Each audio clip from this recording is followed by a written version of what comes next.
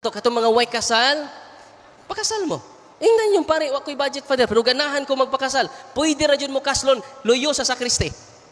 Basta ma-prepare na inyong mga requirements, perikana, ang inyong sinumar, tanan.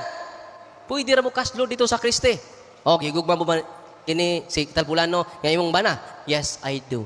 Nga ikaw, Talpulana, higugma ni mong isip asawa? Yes, I do. O, kasal, case na yun. Human! Kaya ang sakramentos kasal, siparit na sa misa.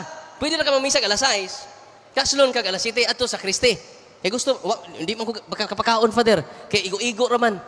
Ning akong budget, wapod may budget. Hangtod karon wa makasal. Napuo na mong anak, Father. Tinoo dili. Kaya garbuso man ta. Ganahan man jud tag hubgo na to mga silingan. Busugon ako akong silingan. Para asa man na. Galibakon ra magapong kanila. Munang ayaw mo pa-impress sa tao, pa-impress ta ni Kristo nga atong Ginoo. Amen?